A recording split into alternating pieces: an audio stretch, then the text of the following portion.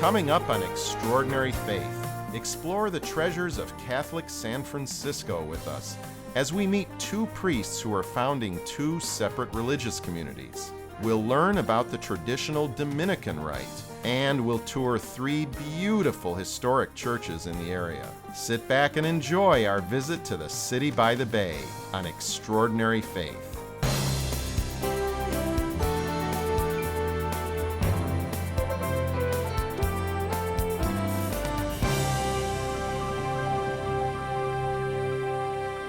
Hello, I'm Alex Began, welcoming you to Extraordinary Faith, a program that travels the world to bring you the best in classic sacred art, architecture, liturgy, and music. Today we're coming to you with the second of two special episodes in the San Francisco Bay Area. We'll be visiting several beautiful historic churches, and we'll meet a priest who's starting a new religious community. Stay with us and take the tour.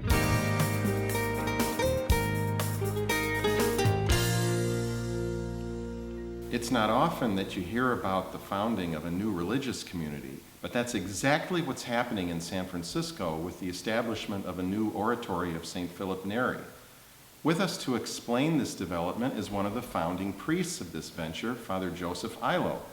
Father Illo, first of all, what is an oratory? An oratory is a society of clerics, a pontifical rite. We don't take vows. We are bound solely by the vows of charity. We live according to the constitutions of the congregation. So it's a bit of a hybrid between parish priests living together and a religious congregation. For the sake of our viewers, the word oratory can mean several things.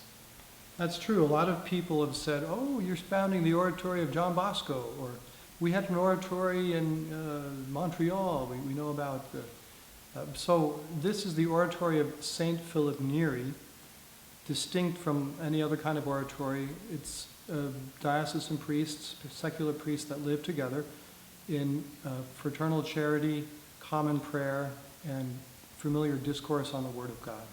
Where have other oratories been founded?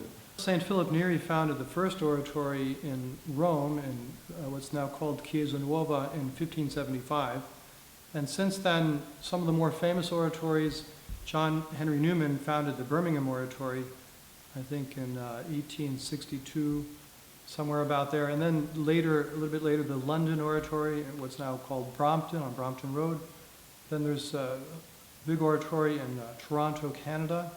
There are oratories in Washington, Pittsburgh, Texas, far Texas, and several in formation. I think there's about 8 oratories in the United States right now, and 3 or 4 in formation.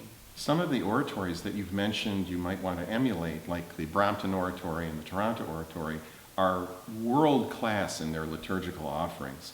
What aspects of that do you hope to emulate?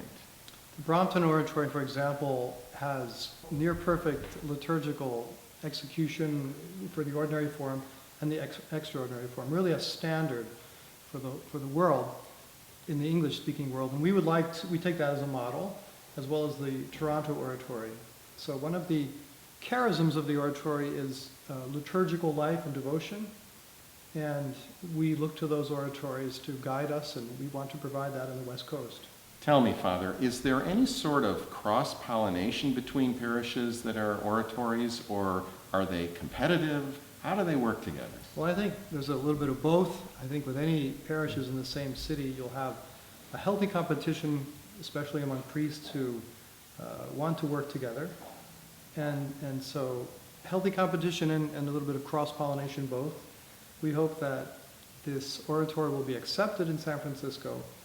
Inevitably, there'll be some feeling of rivalry, as there always is between parishes, but we hope that it'll all work out for the greater glory of God in the end. Well, there sure is a lot of good stuff coming out of San Francisco these days, and I think this venture is going to join a long and growing list of other good liturgical and spiritual news. Father Illo, best of luck in your new venture. Thank you, Alex. God bless you.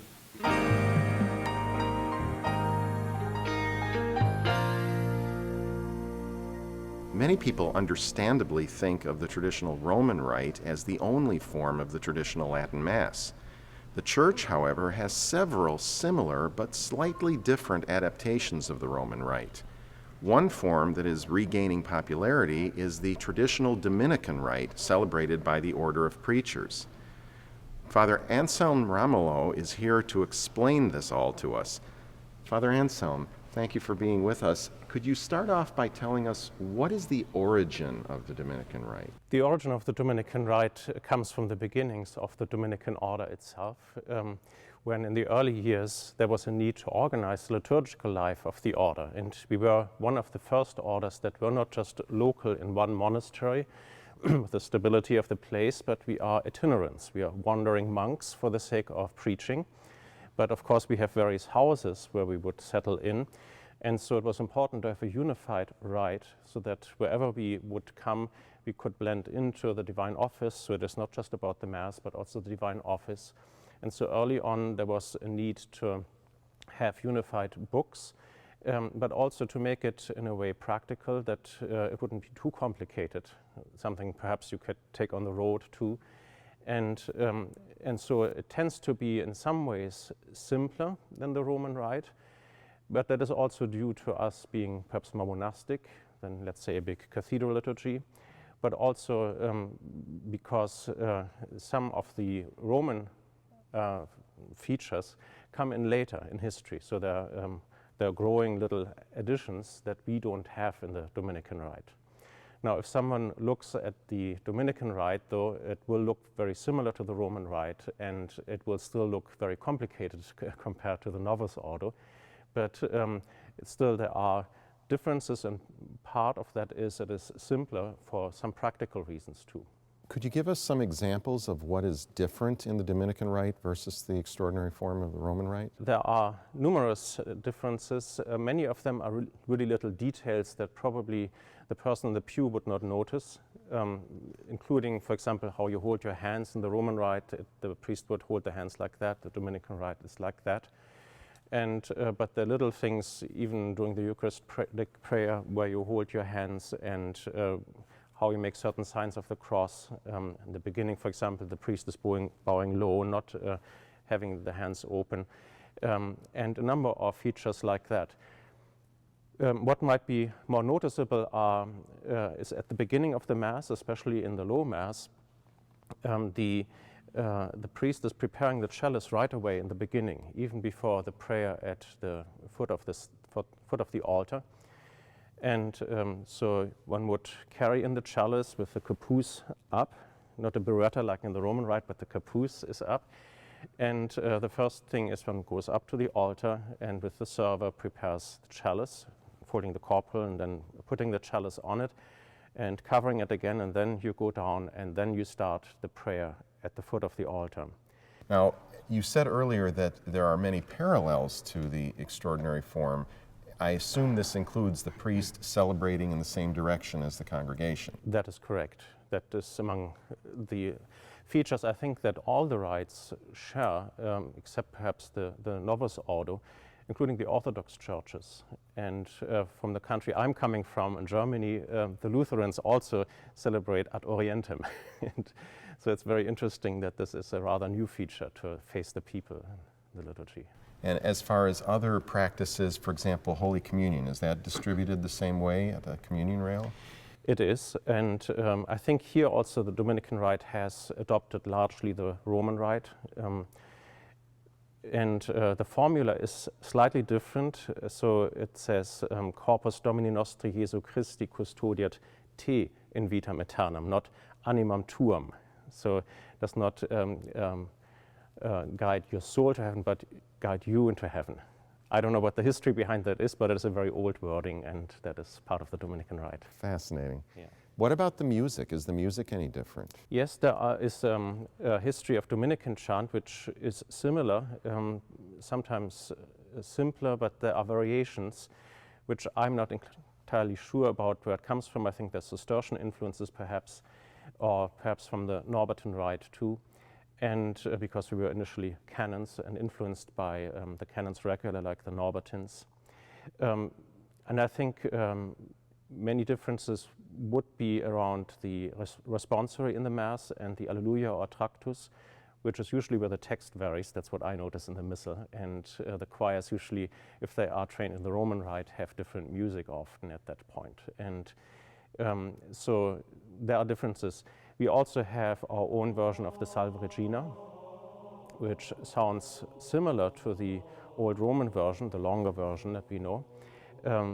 Yet there are variations on it, perhaps a little bit longer, because we are used to have a procession after Compline with the Salve Regina, and so perhaps because of that procession it is a bit extended. How about the liturgical calendar? Are there differences there? Certainly there are the saints from the Dominican Rite, the proper feasts of our order, and there are so many Dominican saints, and especially very many Dominican blesseds. I think we are the order with the most beatified people who have not been canonized. And maybe we have to do some more work on that. But they are nevertheless on the calendar, and so many of these feasts we would be celebrating there. As far as the major segments of the liturgical year, for example, the pre-Lenten season of Septuagesima, do you have that in? Yes, that is all the same. Why do you think the Dominican Rite is becoming more widely celebrated nowadays? I think one part is common to all, the interest in the extraordinary form. I think there's a sense of reverence and mystery that I think one would be looking for. If we really believe that God is present on the altar, I think there's a natural way in which we are seeking adequate expressions for that. And some of that I think people will find more readily in the extraordinary form. It feels like you have said, played something like perhaps Eric Satie or something perhaps a bit more bland all the time, and now you're discovering a fugue by Bach, you know, and with all its intricacies. And so you just relish discovering and exploring all the nooks and crannies of this intricate rite, and then actually learning it and practicing it, and it starts to carry you. And it is something that you can enter, and you feel you're entering a mystery it is greater than you. It's not about, especially as a priest, it's not about you and all the choices and the entertainment that you might be tempted to produce, you know. You don't have to make any decisions there. It is the rite carrying you.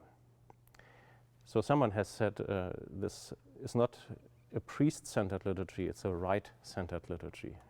So the focus is really on the rite, and we are all serving that rite. And so I can just speak for myself. For me, it is very liberating if I am allowed to enter something greater that carries me along too.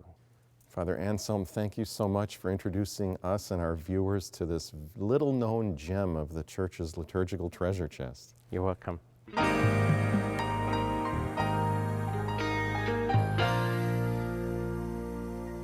For many years, one of the most well-known churches in San Francisco for traditional liturgy and music is St. Dominic's Church, run by the Order of Preachers.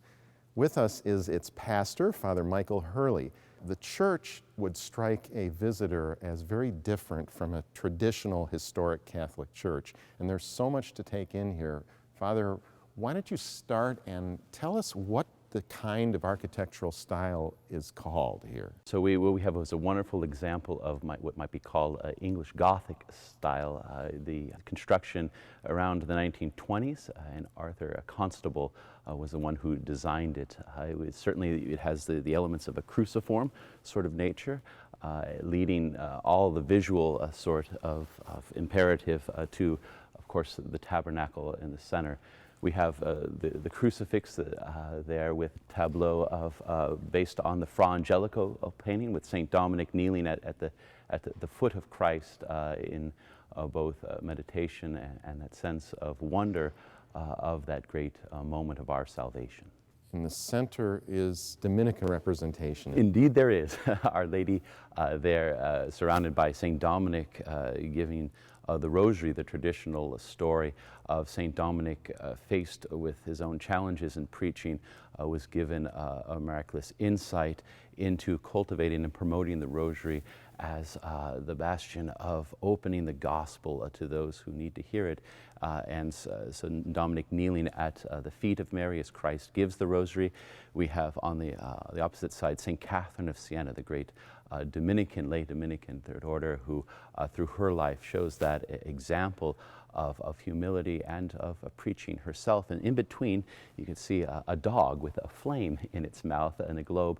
And it comes from the traditional story of St. Dominic's mother, who had a dream that as she was pregnant, she gave birth to a dog that set the whole world on fire, beginning with those fields in Calaruega. And disturbed by the dream, she asked her local spiritual director, a Benedictine monk, and he prophesied indeed that her son would set the world on fire with the love of God. So wherever you see a dog with a flame, you know Dominic is not far away. Never knew that. The confessionals are elaborately carved. Certainly, each one of the confessionals depicts a scene from the gospel in a moment when Christ, in his mercy, confers either a sense of his pardon or the great compassion that he has for those who have been estranged from the covenant. And so each one in their order. For example, we have the image of the prodigal son returning home, the woman caught in adultery, or the woman who anoints Christ's feet at Simon's banquet. Each one of these scenes reminds the penitent as they come forth that Christ is indeed always with open arms extending his mercy, forgiveness, and compassion.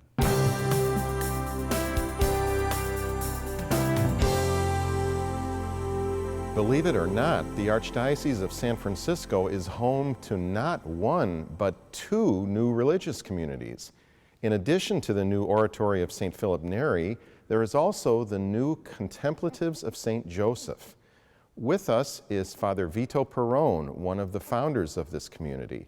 Father Vito, what was it that drove the establishment of the Contemplatives?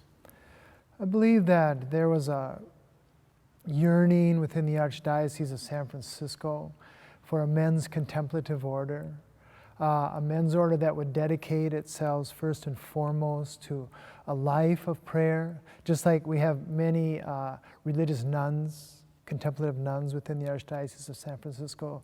At this point, we're the only contemplative men's order within the Archdiocese. And so before the actual founding, then there was a need for a group of men to be committed to, first and foremost, a life of deep contemplative prayer. One thing that's unique about the Contemplatives of St. Joseph is that we also have an active apostolate. So although we spend weekdays primarily in deep prayer, we also at the active apostolate occasionally on weekdays go out and do different ministries. Weekends, though, are devoted primarily to the active ministry. I've noticed that you have many, many ways in which you exercise your active apostolate. Could you explain to our viewers what some of those are? Yes. Our newest apostolate is, of course, the Latin Mass in the extraordinary form. This has been at the request of Archbishop Corleone. And we accepted this ministry with great joy in our heart. Those who are members of the community, myself, have always felt a strong movement towards the deep, contemplative, really, prayer within the extraordinary form of the Mass. Of course, we also love the ordinary form of the Mass, and one of the things that the Archbishop has asked us to do is to bring Gregorian chant, bring some of the Latin into the ordinary forms. How are you attracting other priests to join your community? Well, the most important thing that has happened to us was on August 15th of this past year, 2013, Archbishop Corleone raised the Contemplatives of St. Joseph up to what's called the Public Clerical Association of the Christian Faithful. This was the key status that we needed as a new religious order to be able to attract men to our order. So now they know when they come that they have a community that has a very firm foundation supported by the Archbishop and by the Archdiocese that will be able to form them in a way which for their whole lives, they can stay as members of the Contemplatives of St. Joseph. So this being raised to a public clerical association of the Christian faithful has enabled us to now start to reach out to others via website, brochures, shows like this, and other means in which we can get the word out about the Contemplatives of St. Joseph.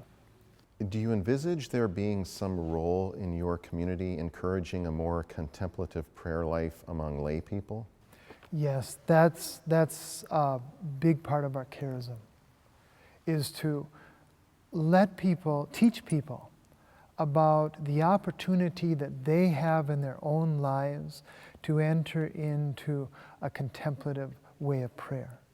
This way of prayer is not locked away just for monks and nuns and contemplatives like ourselves. The way of contemplative prayer is actually a calling for every person, because it's one of the ways in which we respond to the universal call to holiness. We all need some time, especially in Western culture, for some silence, for some time for listening, for some time for adoration, for some time of giving thanks to God, for some time of just being still in order to know God, as we hear in Psalm 46. And so we bring this reality, this calling in our active ministry to the people in the hopes that they will respond in their own lives with times of prayer, with times of getting away from all of the media, so that they can focus on the one thing that is really necessary, and that is God, Father, Son, and Holy Spirit.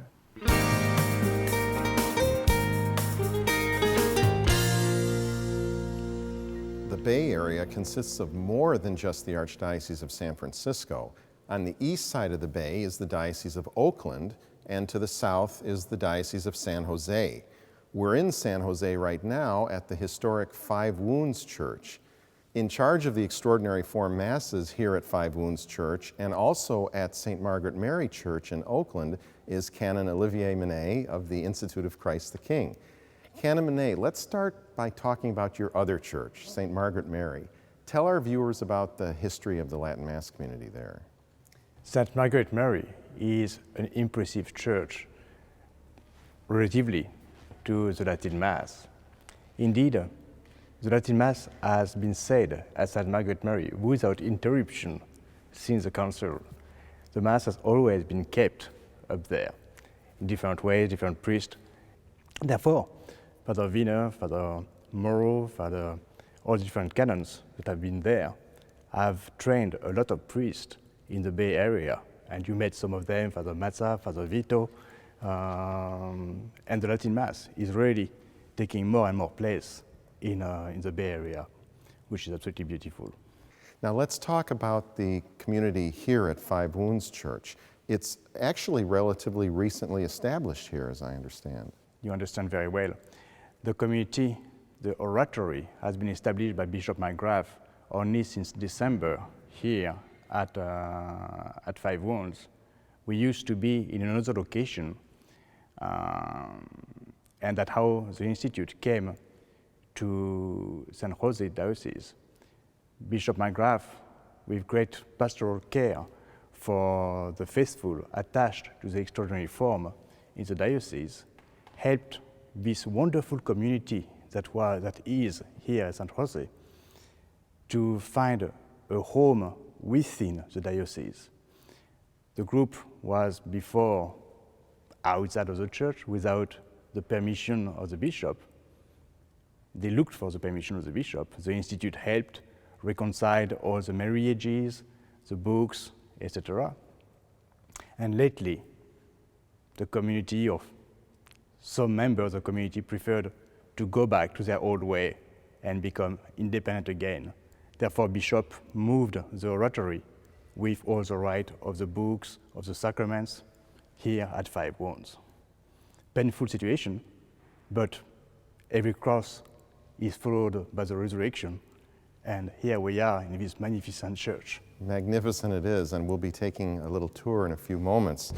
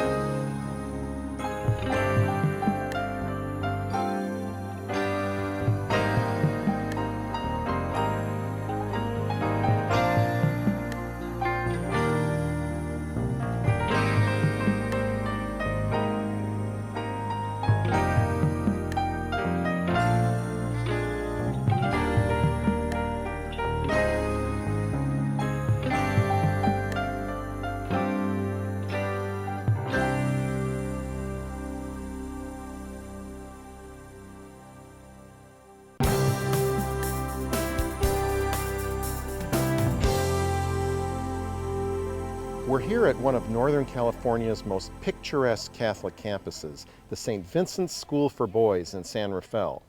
St. Vincent's is the home of the Most Holy Rosary Chapel, where a weekly Mass in the Extraordinary Form is held. Jackie Devine is the Facilities Director for St. Vincent's. Jackie, first of all, what is St. Vincent's School for Boys? Well, the School for Boys is a home for boys that are sent here by the courts, and they're here to heal after most of the boys have been neglected or abused, and they're sent here to get either reunited with their families or in foster care. I should emphasize we're out in the countryside, but when you drive into this campus, the first thing that strikes your eye is this gorgeous historic chapel. Why such a beautiful church built out in this location? Well, Monsignor McElroy is responsible for the buildings that you see here and for the chapel. He had come here to save the school in 1921 and was able to build these extraordinary buildings, all surrounded with 300 boys that were out here.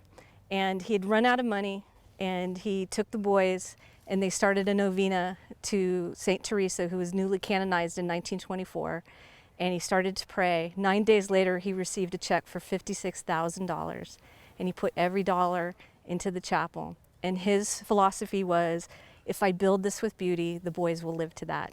And that's something we try to keep today.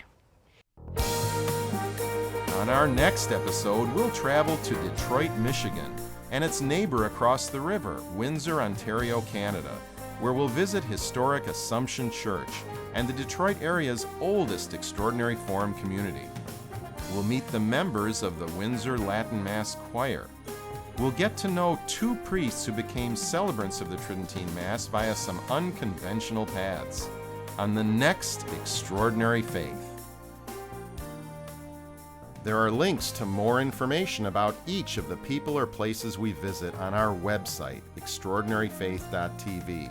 We also invite you to like us on Facebook, where we welcome your questions and comments. Thanks for accompanying us on the journey to San Francisco, and please make time to join us for our next episode as we explore the wonders of our sacred Catholic tradition here on Extraordinary Faith.